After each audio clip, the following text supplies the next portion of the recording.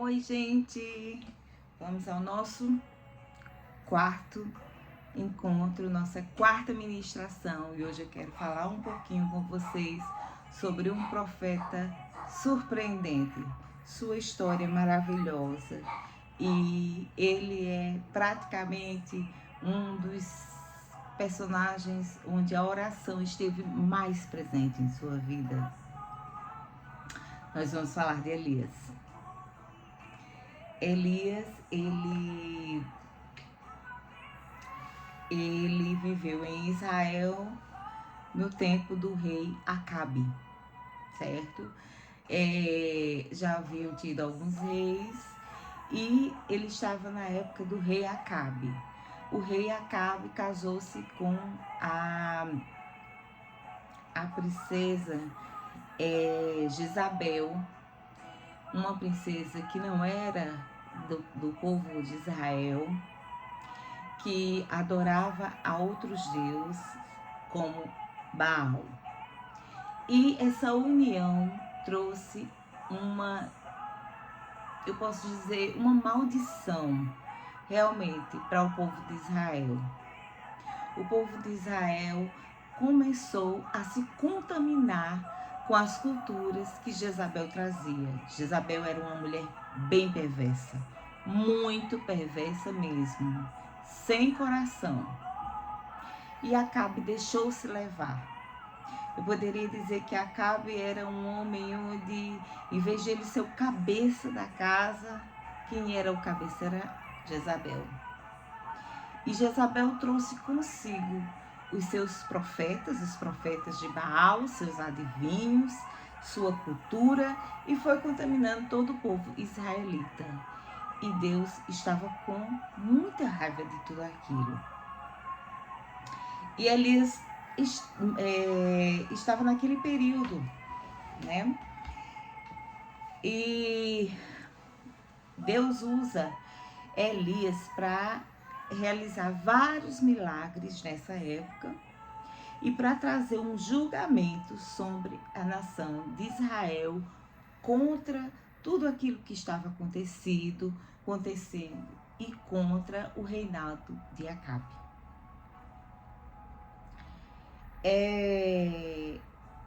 Deus manda que Elias vá ter com Acabe, e ali Deus manda que Elias falasse para Acabe que haveriam 3 anos e meio de seca. Não iria chover por 3 anos e meio. Elias simplesmente olha para Acabe e diz: eis eu digo agora, não choverá. Não vai chover por 3 anos e meio. E Deus cumpre aquele pedido de Elias. E por 3 anos e meio, o povo israelita passou uma grande seca.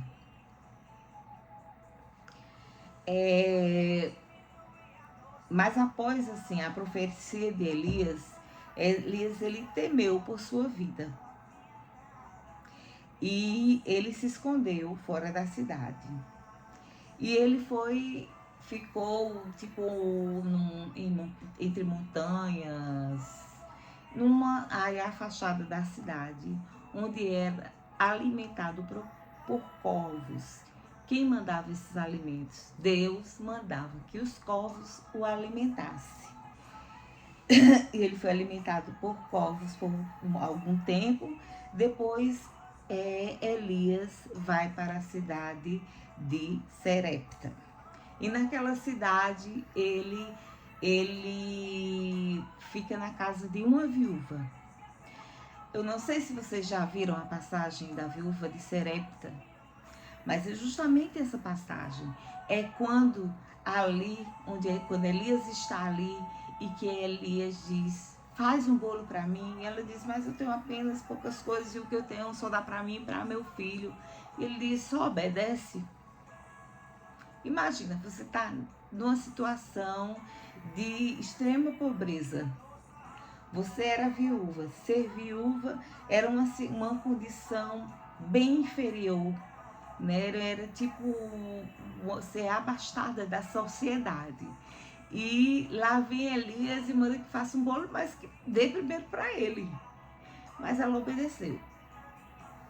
E que assim que ele se alimentou, ela falou, conversando com ele, e ela disse: depois que eu comer, eu e meu filho não teremos mais nada para comer e vamos esperar que Deus nos leve, que a morte chegue. Ele disse: tu tens o que em tua casa? Eu disse: eu tenho poucas vasilhas com um pouco de azeite. Então traz todas as vasilhas que tu tiver e vai enchendo de azeite. E aquele pouco de azeite, que eu creio que tenha sido muito pouco, porque Deus trabalha quando Ele quer provar o seu poder, Ele quer mostrar que Ele é Deus. E quando você tem fé, você vê o sobrenatural, você vive o sobrenatural. Eu acredito que tenha pouquíssimo azeite, mas à medida que ela enchia as vasilhas de azeite, elas transbordavam e só parou porque não haviam mais vasilhas para que enchesse. Então ele disse: agora vai vender esse azeite. E quando ela voltou com uma prosperidade. Ele mostrou àquela mulher que ela precisava ter fé e crer em Deus, porque ele jamais a deixaria padecer.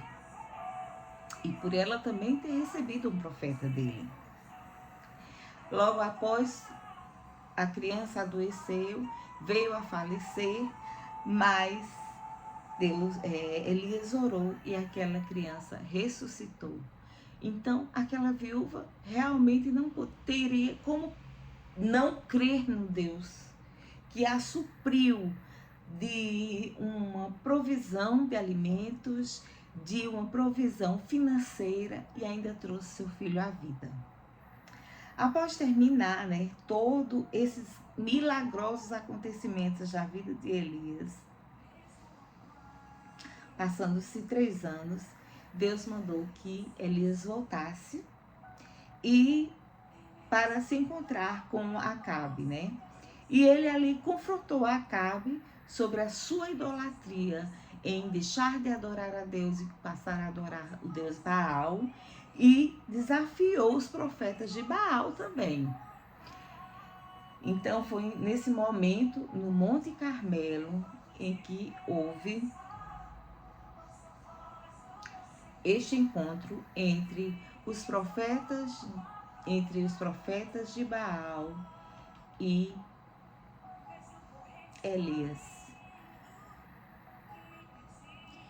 E ali Elias realmente queria provocar um pouco. Ele dizia: se esse Baal é tão poderoso, então constrói aí um altar e manda brasa, faz ele, faz tuas orações, faz tuas oferendas aí, vocês todos, para que desça fogo.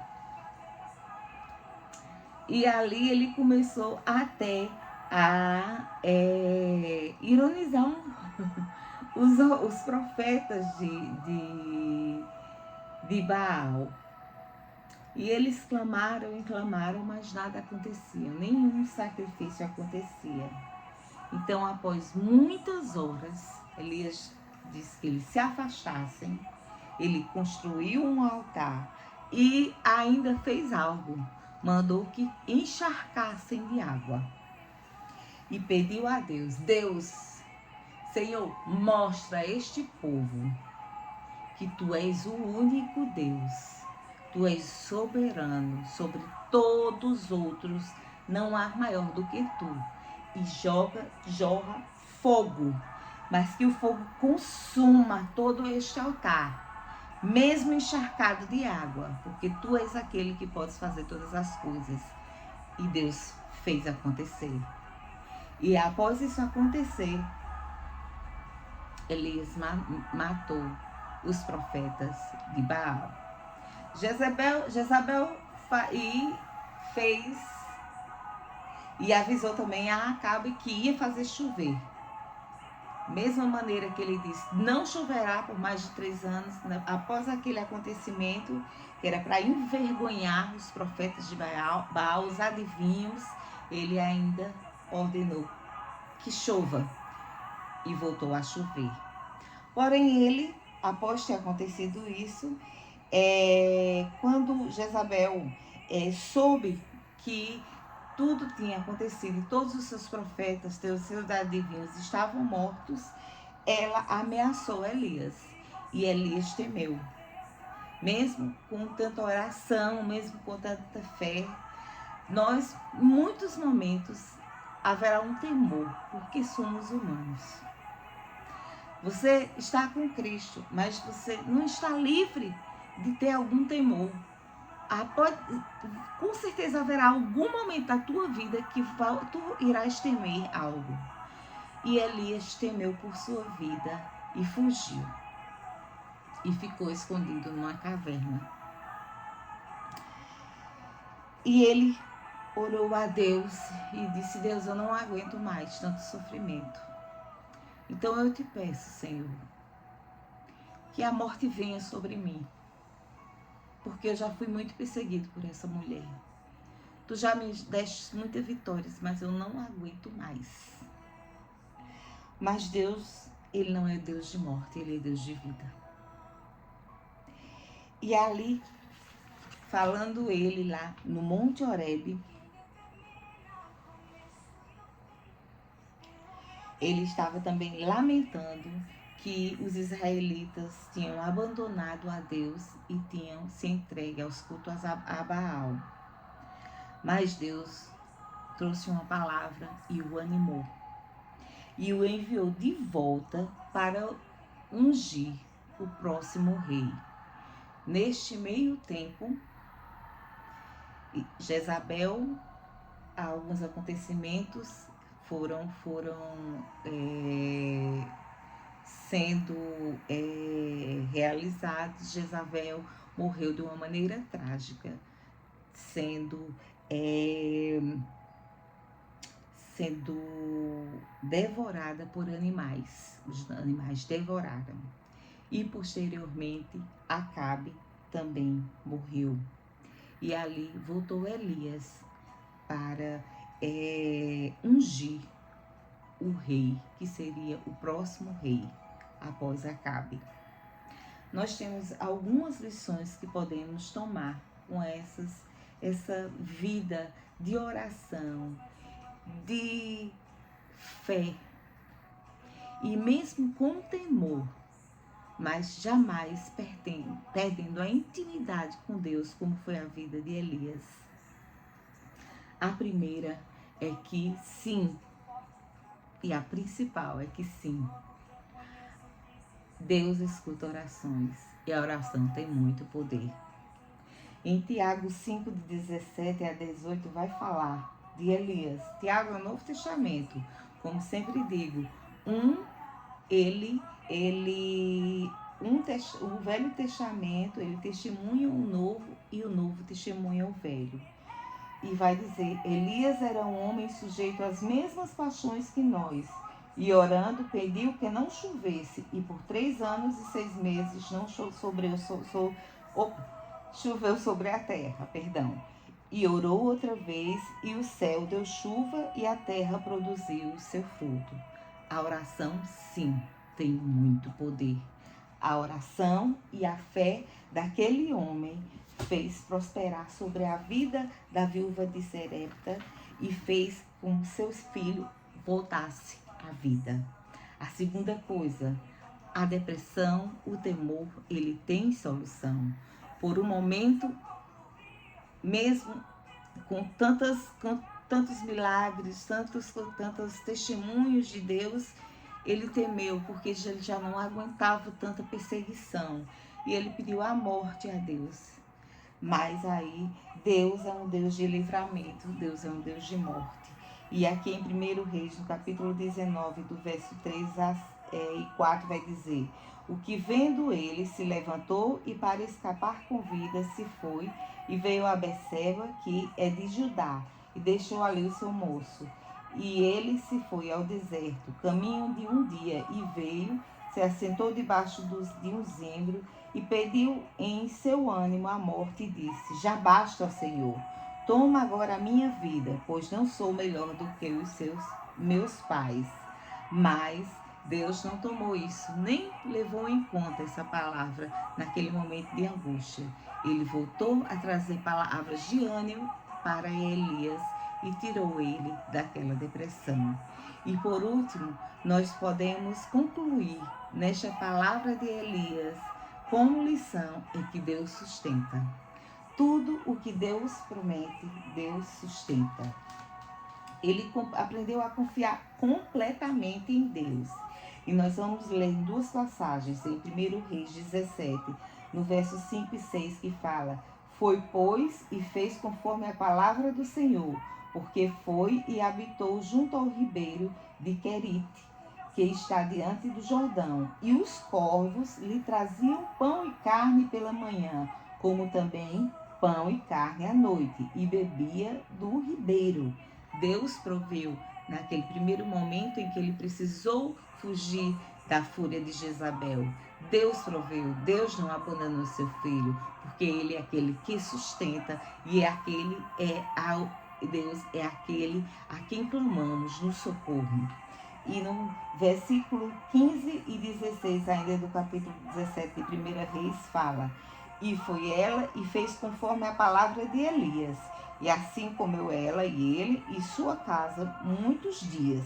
Da panela a farinha se não acabou, e da botija o azeite não faltou, conforme as palavras do Senhor, que falava pelo ministério de Elias. Né? Então, isso está falando da viúva. Ela, mesmo sem muita esperança, ela acreditou naquele homem, fez tudo o que ele tinha ordenado, e ela viu que Deus o susteve e a susteve, né, no momento em que ela mais precisava. Assim é comigo e contigo, e sempre será, e assim será com a nossa nação. Então eu deixo essa palavra. Seja como um Elias, ore sem cessar, e Deus fará grandes coisas na vida de cada um desta nação chamada Brasil.